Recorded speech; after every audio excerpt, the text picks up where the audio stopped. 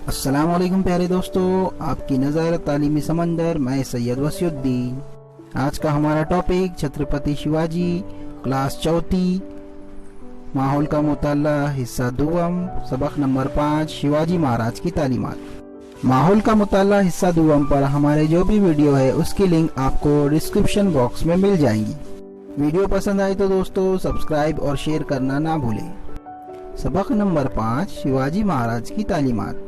ये सफ़ा नंबर 17 से शुरू होता है। इसमें मजीद ज़िमनी टॉपिक है, जैसे शिवाजी महाराज की तालीमात का आगाज, पूना की काया पलट, दादाजी कोंड देव का बासलाहियत किरदार, शिवाजी महाराज की तालीमात, वीर माता जीजाबाई की शिवाजी महाराज को दी हुई तालीमात, शिवाजी महाराज का नया दौरे हुकूमत, शिवाजी महाराज की शादी।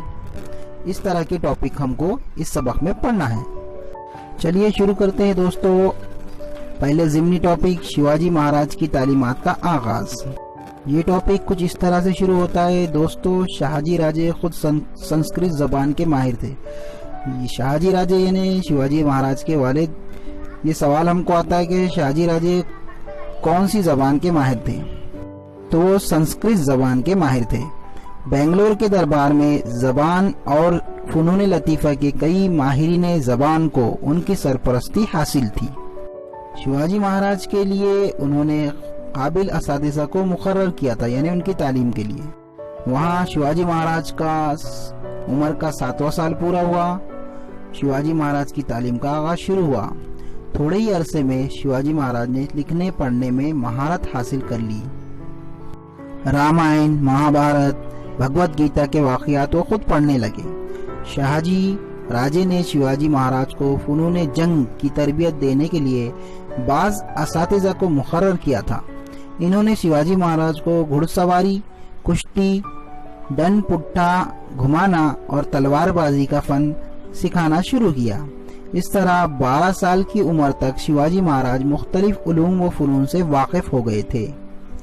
इस दौरान आदिल शाह ने शाहजी राजे को कर्नाटक की नायकों की हुकूमत फतह करने के लिए भेजा। इस मुहिम पर जाने से पहले शाहजी राजे ने जीजाबाई और शिवाजी महाराज को अपनी पूना की जागीर में रवाना किया। इनके साथ शाहजी राजे ने हाथी, घोड़े, पैदल दस्ता, परचम और खजाने के अलावा मोतमद वजीर, बहादुर फौजियों और मशहूर असातिज़ा को भी रवाना किया। पूना की काया पलट। यहाँ से हमारा दूसरा टॉपिक शुरू होता है, पूना की काया पलट। जीजाबाई और शिवाजी महाराज पूना आए।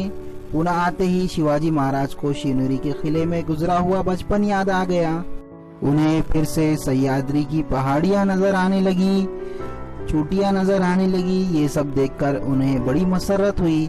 इस जमाने में पूना इतना बड़ा शहर न था जैसा कि आज है।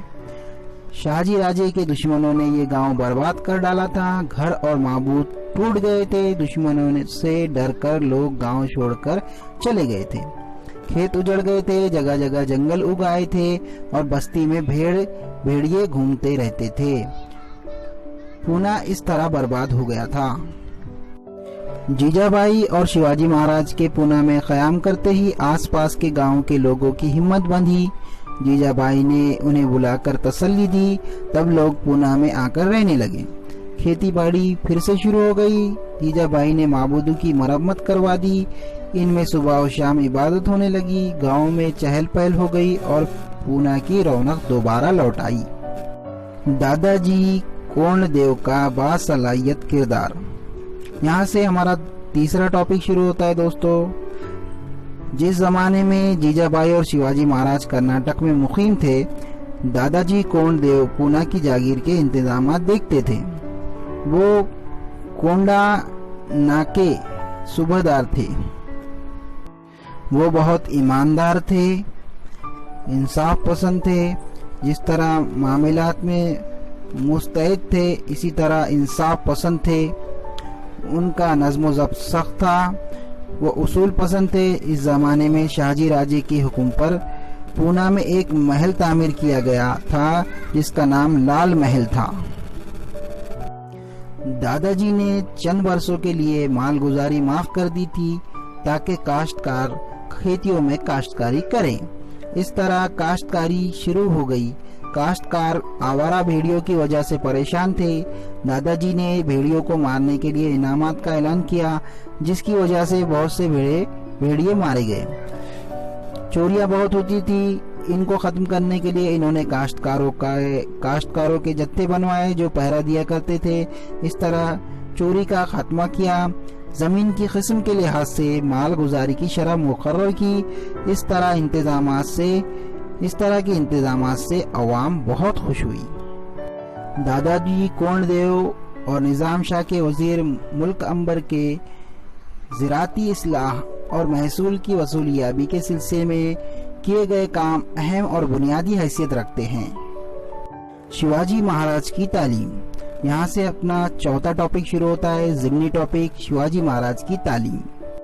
शिवाजी महाराज पूना की जागीर में आ गए, लेकिन जीजाबाई की जेर निगरानी इनकी तालीम जारी रही। शाहजी राजे ने बेंगलोर से कई नामवर असातिज़ा को शिवाजी महाराज के साथ रवाना किया था। इन्होंने शिवाजी महाराज को कई उलूम व फ़नून और ज़बानें सिखाई।